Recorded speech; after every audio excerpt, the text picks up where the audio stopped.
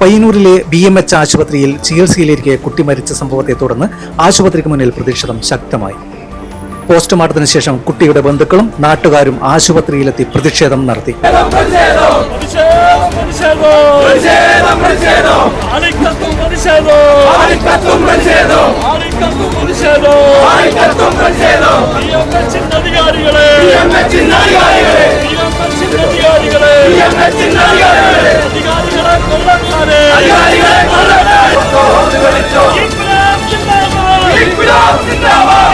തുടർന്ന് ആശുപത്രി അധികൃതരും പ്രതിഷേധക്കാരും തമ്മിൽ ചർച്ചകളും നടന്നു.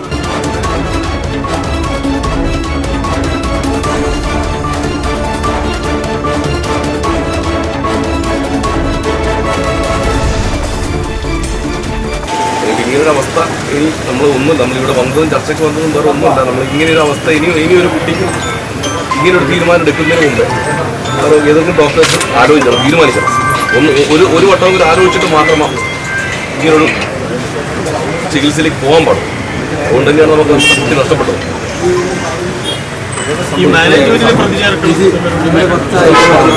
ഒരു സാറിനോട് ആവശ്യപ്പെട്ട മാനേജ്മെന്റ് അടക്കം അവിടെ ഇല്ല. അതിന് ഉത്തരവാദികളായ 3 ഡോക്ടേഴ്സിനെ എല്ലാവരും ആദ്യം പ്രതി ചേർത്തത് ഇതിന് ഇതിനുള്ള അനസ്തേഷ്യ ഡോക്ടർ അഞ്ജലി പൊതുവാളിനെ മാത്രമാണ് പ്രതി ചേർത്തത്.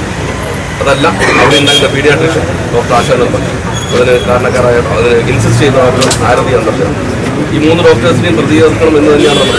ബിക്കോസ് അവരുടെ തീരുമാനപ്രകാരമാണ് ഒരു കുട്ടീനെ അനസ്തേഷ്യ ചെയ്യണോ ട്രീറ്റ്മെൻറ്റ് ചെയ്യണോ എന്നുള്ള തീരുമാനം വരുന്നത്. അപ്പോൾ നിർബന്ധമായിട്ടും മാനേജ്മെൻറ്റും ഈ 3 ഡോക്ടർമാരുടെ പ്രതികരണം ചെയ്യണം നിർബന്ധം. നിസ്സാരം എന്ന് പറഞ്ഞാൽ ഇപ്പോൾ പോസ്റ്റ്മോർട്ടം ചെയ്ത ആ ടേബിളിൻ്റെ മുകളിൽ നിന്ന് പറഞ്ഞത് അവിടെ ഇപ്പം പരിഹാരത്തെ പോസ്റ്റ്മോർട്ടം ചെയ്ത ഡോക്ടർ പോലും പറഞ്ഞു ഇതിനാണോ സർജറി കിട്ടുന്നത്, ഇതിനാണോ അനസ്തേഷ്യ കൊടുത്തത്. നമ്മൾ സ്വാഭാവികമായി തന്നെ ഉണങ്ങാവുന്നൊരു മുറിവായിരിക്കും. ഈ മുറിവ് കുട്ടി മരിക്കുന്നതിന് 24 മണിക്കൂർ മുമ്പ് ഞാൻ കണ്ടപ്പോൾ ആ മുറിവ് ഉണങ്ങി. ബോഡി ഇൻക്വസ്റ്റ് ചെയ്ത ഡോക്ടർ സാറിനോട് ചോദിക്കാം. പ്ലാസ്റ്റിക് സർജറി ചെയ്യണമെന്ന് ഡോക്ടർ പറയുന്നു.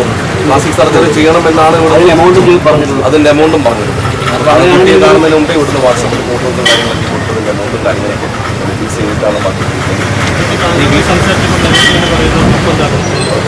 3 ഡോക്ടർമാർക്കെതിരെയും അവർ യാതൊരു സംരക്ഷണവും അവർ കൊടുത്തില്ല. പുറത്താക്കുമെന്നുള്ള നടപടികളെ കുറിച്ച് പറയാൻ അവരായിട്ടില്ല. അന്വേഷണം നടത്താമെന്നും DYSP സാറും അതുപോലെ തന്നെയാണ് പറഞ്ഞത്. ഈ 3 ഡോക്ടർമാരുടെയും പ്രതിയത്ത് അവരെ 3 ഡോക്ടർമാരെയും ഇതുവരെ അവിടെ കിട്ടിയിട്ടില്ല. അവർ വിളിച്ച് കിട്ടുന്നില്ല, ഫോൺ സ്വിച്ച് ഓഫ് ആണെന്നാണ് ഇവർ പറയുന്നത്. പിഴവ് സമ്മതിക്കില്ല ഒരിക്കലും. നിങ്ങൾക്കറിയാം, എന്നെപ്പോലെ നിങ്ങൾക്ക് പറയാം, ആരും പിഴവ് സമ്മതിക്കില്ല.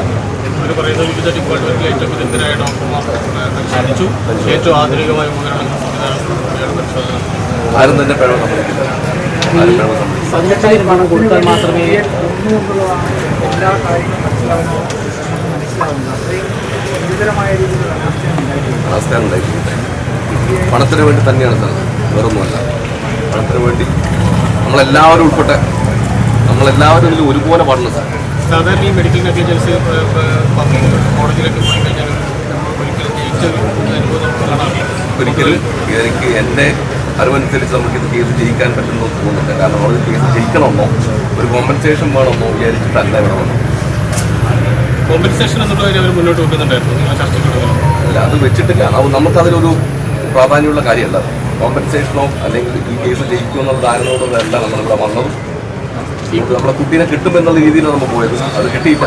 ഇനി അതൊരു തിരിച്ചില്ല. ഈ കുട്ടിയുടെ പ്രീവിയസ് ഹിസ്റ്ററി ഹിസ്റ്ററി ജസ്റ്റ് പറഞ്ഞിരുന്നു അവരോട്. മറ്റ് ഹിസ്റ്ററി നോക്കാനോ കാര്യങ്ങളൊന്നും അവർ ആവശ്യപ്പെട്ടിട്ടില്ല. ഇങ്ങോട്ട് ആവശ്യപ്പെട്ടിട്ടില്ല.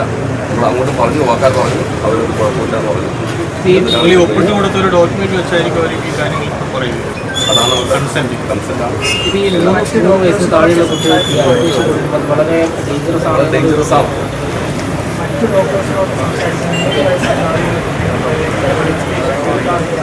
കൊടുക്കാറില്ല എന്നല്ല സാർ, അത് വളരെ എമർജൻസി സിറ്റുവേഷനിൽ മാത്രമേ അത് കൊടുക്കേണ്ട ഒരു സാഹചര്യമുള്ളൂ.